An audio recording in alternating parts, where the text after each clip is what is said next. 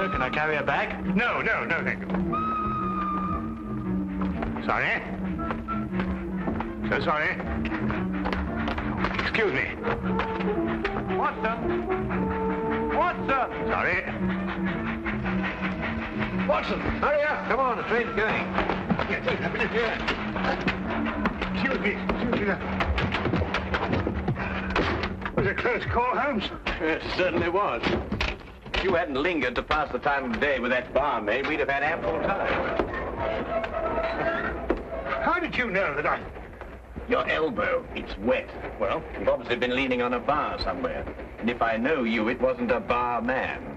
Was she pretty? Yes, he was a lovely young lady, as a matter of fact. Came from Lancashire. Hasn't been in London very long. Blinko Watson.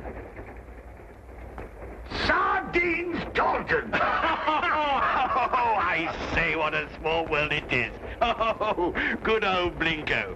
Best smile of the school ever had. Oh, I say, oh, man, you're putting it on a bit here and there, aren't you? Oh, particularly there. Oh, well, you know. Say, Holmes, do you know sardines? Oh, how do you do, sardines? Did you say Holmes? Not Mr. Sherlock Holmes. Oh, I see you've been reading about him in the papers, what? Oh, can't read anything else these days except about that last case of yours, Mr. Holmes. Yes, well, that presented a bit of a problem at first, but we managed to nail him before the finishing line, didn't we, Holmes? Oh, we did, Blinko. You know, I wouldn't be at all surprised if you were going fishing. Yes, we're going to Witchenham, no? Why, of course. I'm living at our old family place, Forthingham. That's near Witchenham. Oh, I say. Something wrong, man? No, nothing really. I don't want to bother Mr. Holmes with my troubles. What sort of trouble, Mr. Taunton? Well, yes, it's my mummy. Oh, Lady Taunton. No, my Egyptian mummy. Is your father married again? Oh, no, don't be silly, Blinko. One of those Egyptian fellows who were mummified thousands of years ago. That sort of mummy. Oh, you have that sort of a mummy? Yes. My Uncle Joseph sent it to me from Egypt. He's an archaeologist, you know. Well, it seems an odd thing to have sent you. Last year he sent me a crate of sand. Sand? Yes, from Sahara. The desert, you know. Just sand? Yes, that's all. Just sand. Arrived one morning like the mummy case. Mummy case? Yes, a chap called Amenhotep. No. Amenhotep. Priest of the 14th dynasty or something. Anyway, that's what Professor Van Tolkien said. Professor Van Tolkien? Yes, he's a colleague of my uncle's. Lives quite nearby. He couldn't fathom what was wrong with the mummy either. Precisely what is wrong with your mummy, Mr. Taunton? It laughs. I beg your pardon? It laughs. Laughs? Quite. How does it laugh? Well, now, we go something like this. No, not really like that. It's much eerier than that. More like this. See, when does it laugh? Oh, practically any time. Well, have you seen it laugh? Me? Oh, good heavens, no. Why don't you give it away? I can't. Nobody wants it. I say, Blinko. No, I'm awfully sorry. Oh, no, we couldn't. Well, look, why don't you burn it or chuck it in the river or something? Hmm? Oh, well, now, I know this sounds silly, but there's an inscription on it.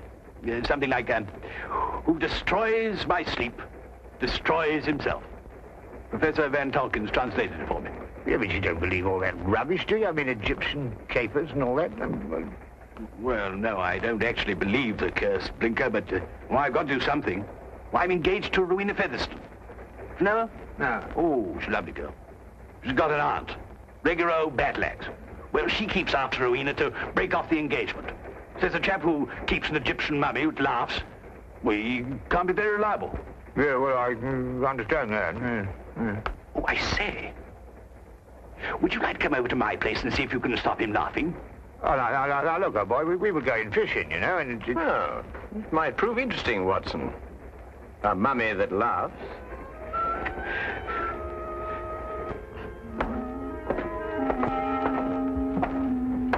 This is, Amenhotep. Well, he doesn't look as if he had much to laugh about. You wouldn't think so, would you? You wait till you hear him, Blinko. Frightening, positively frightening. 14th dynasty, I see. Yes, an exceptionally fine sarcophagus. I must say the funerary carvings of the 14th dynasty were the most beautiful ever known. Ah, yes. Amenhotep was a priest-warrior. And here's the curse.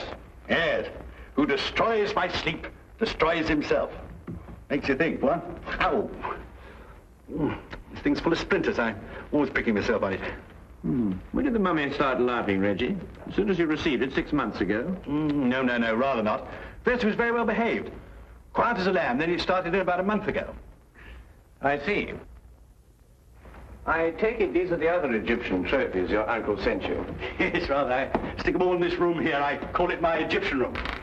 You know, I wouldn't like Uncle Joseph to come back and think I didn't appreciate the gifts he sent me. Pretty touchy about the things they dig up, these archaeological fellas. Yes, quite naturally. Has your uncle been in England recently? Oh, no, not since he went galloping off east as a young man. Must be at least 40 years, I think. Then you've never seen him? Oh, no. Oh, I say, that's the Sahara sand I was telling you about. Oh, yes. Does your uncle never write to you? No, never. Just sends back the things he digs up. Have you got a photo of him by any chance? Yes, this one. It was taken when he was up at Oxford. I think he must have changed by now, you know, 40 years. Ravages of time and all that. Yes. Oh, I'm sorry, Reggie. I didn't know you had visitors. Oh, no, don't go, Rowena. I want you to meet my guests. This is Binko, Dr. Watson, and Mr. Holmes, Mr. Sherlock Holmes. This is my fiancée, Miss Featherington. Mr. Sherlock Holmes, the detective? Yes. Yes, he's come to look into this mummy business for us.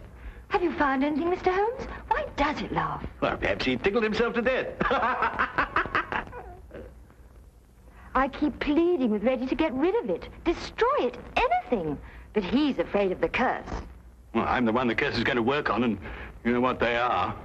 Really, Reggie, this is the 19th century. And Aunt Agatha wants to know when we're going to eat. She's famished. Woman's always famished. Please, Reggie, she is my aunt. Well, I suppose I shall have to cook dinner myself. Cook left last night, 4th of the month. Say, Binko, you cook? Well, I... Reggie, you didn't invite Dr. Watson here to cook. I'll cook. Well, maybe I better do it myself after all. We'll both cook. Come on. How many of us are there? 5? No, 6. I've asked Professor Von Tolkins to dine. I say, if you'd like a glass of sherry or a brandy or soda or something, you'll find it all in the cupboard over there. Charming girl. I say, Holmes, let's finish up this matter in short order, eh? I hear the fish roundabout here absolutely snapping. I wonder. You wonder what? You find something, Holmes? No, I wonder if Miss Featherington can cook.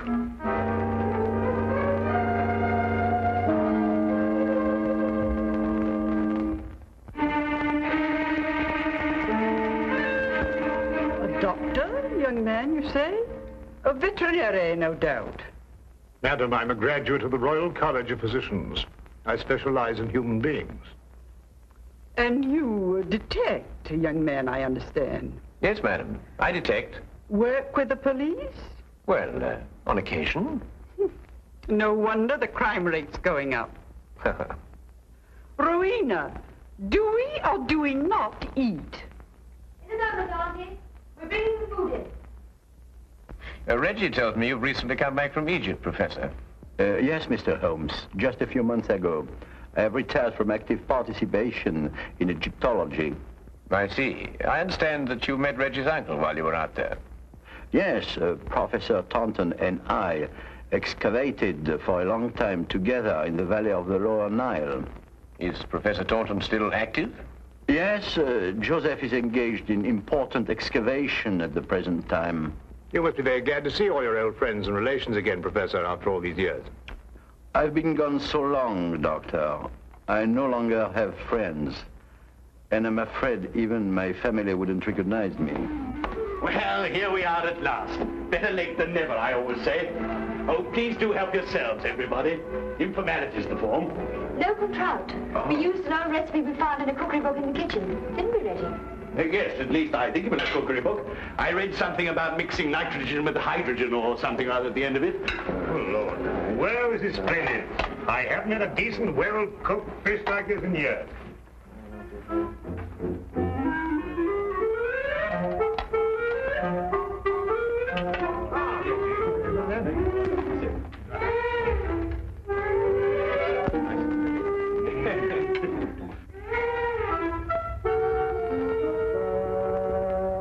Rubber. Sheer, unchewable rubber. I think it's very edible. What do you think, Holmes? Quite. Who knows? A sauce might have improved it somehow.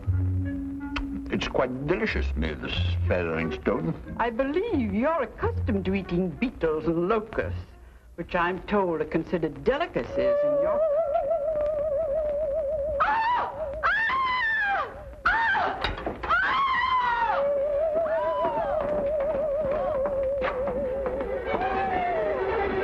Take the other end, would you? Carefully, please. Carefully. Yep.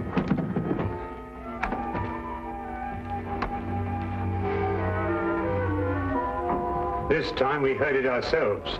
Yes, Watson. This time we heard it ourselves.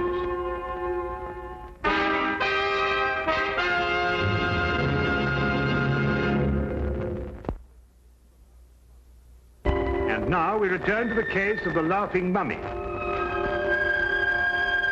Of all the silly things I've been inveigled into by you, this is the silliest. There we are.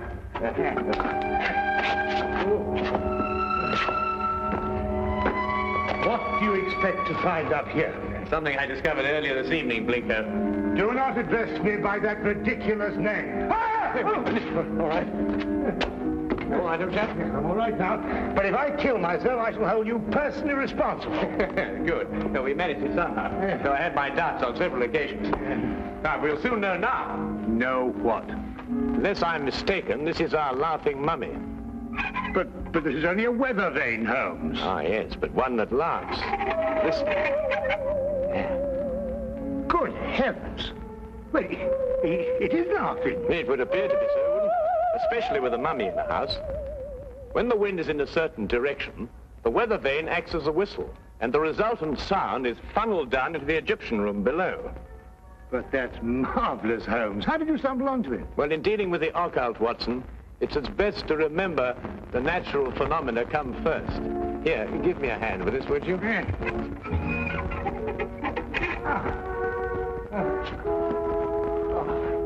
wonderful. Now, be careful you come down, Holmes. Just be careful.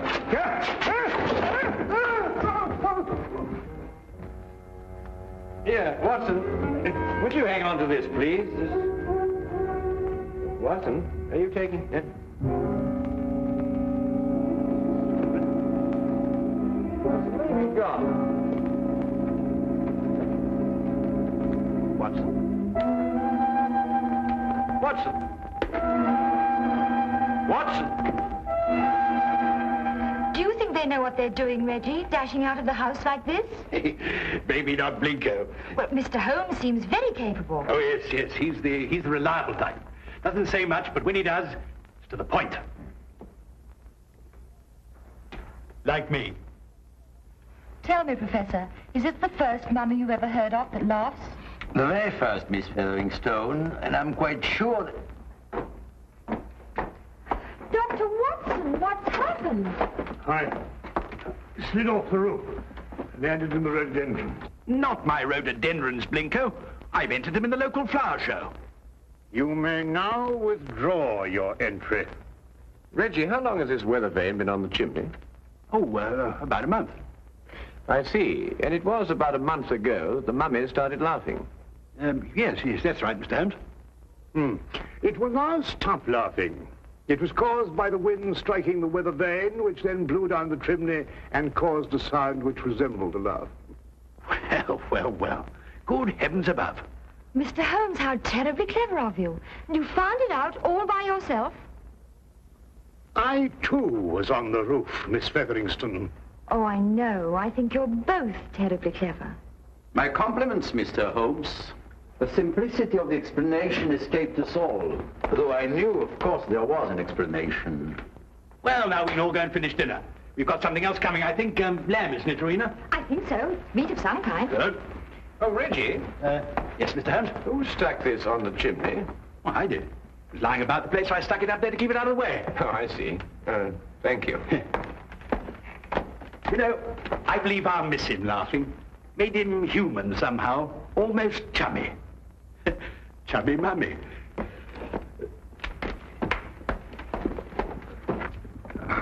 Oh, well, that's another mystery we've solved, eh, Holmes? Yes, Watson. But in solving it, we've been confronted by a far deeper mystery. And? What do you mean? You may observe the sarcophagus is of the 14th dynasty, but the mummy itself is of a much later period. Well, perhaps they had an old box lying about when the chap died. Yes, possibly. But it would have to be lying about for a very long time.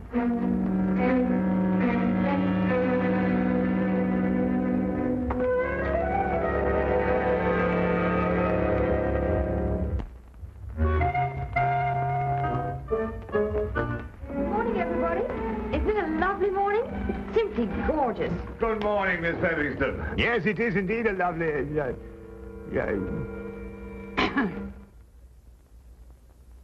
You look very refreshing, Miss Featherington. Very refreshing. And I am. No mummy laughing any longer, thanks to you, Mr. Holmes. Well, I say, what early birds we all are. Morning, everybody. Morning. God's in his heaven and all's right with the world and all that sort of thing, you know what? There's no need in invoking the name of the deity. I wasn't. I was quoting a bit of poetry or something. Shakespeare, I think it is. Tennyson, darling. Oh, really? Oh, Actually, Miss Featherston, I think, if I'm not mistaken, it's a quotation from Robert Browning. Ben Ezra. Pippa passes, Watson. Oh, yes, of course, Pippa passes. I knew it was something like that. Good morning. Oh, good morning, Professor. Morning. Have a cup of tea or a baked egg or kipper or something here, what? No, thank you. I just wanted to return this book. Oh, I say it's awfully decent of you, thank you. Oh, Professor von Torkins. Yes, Mr. Holmes? Reggie has a 14th dynasty vase in the Egyptian room, which rather puzzles me. I wonder if I could impose upon you to clarify a point for me? It would be my pleasure, Mr. Holmes. Should we see it now? If it wouldn't be too much trouble, Professor. Not at all. Thank you.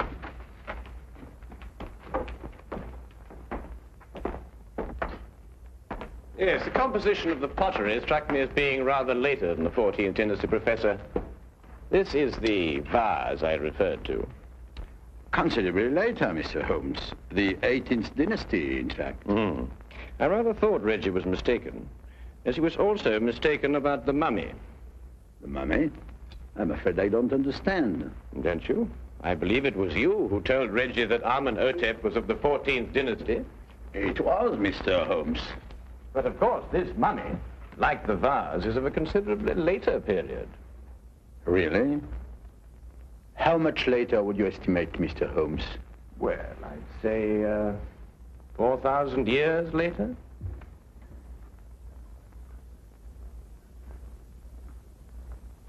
How did you determine that, Mr. Holmes? Well, the sarcophagus is obviously authentic.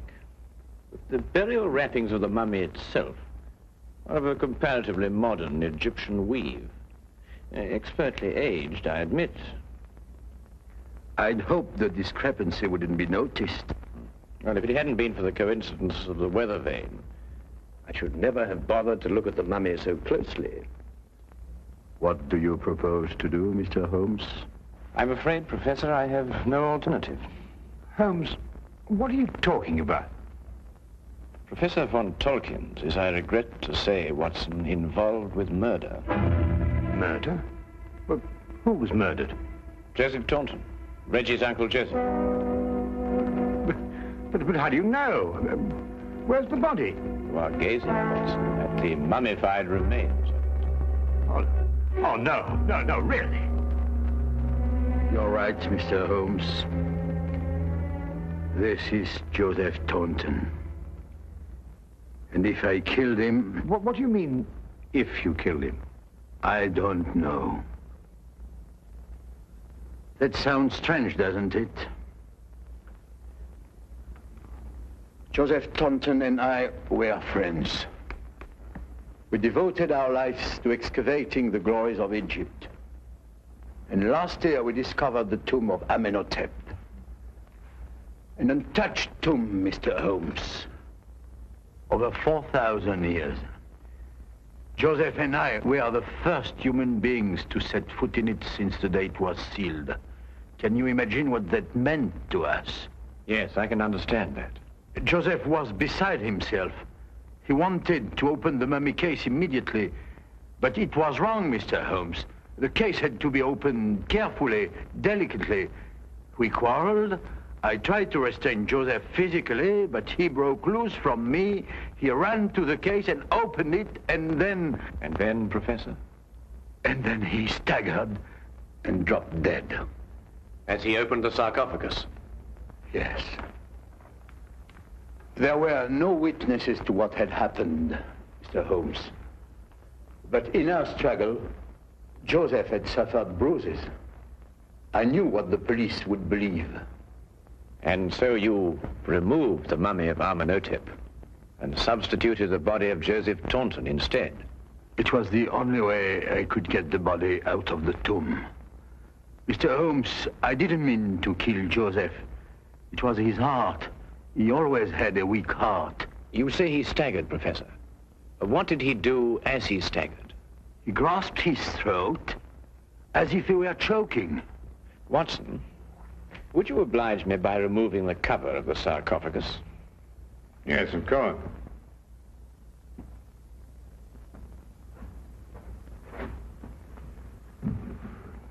Ouch! That splinter. Yes, Watson, ouch. As Reggie said, and as undoubtedly Uncle Joseph said, too.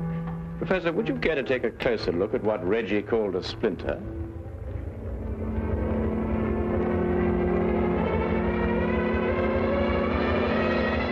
What?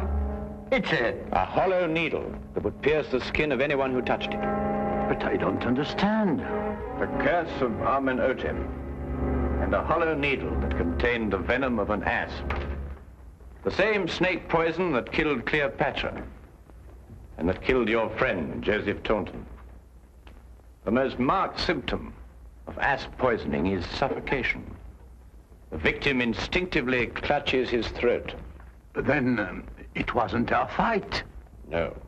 And traces of the poison may still be found in the body, even after mummification. I say, Holmes, you don't think there's any of that poison left in the needle, do you? Because, well, if so... The next few minutes will determine that, Watson. What? Well, how's old Amenhotep doing? I bet he's feeling down in the mouth now he's stopped laughing. You'll be glad to learn, Reggie, that the professor has offered to take the mummy off your hands. Oh, I say, that's awfully decent of you, Professor.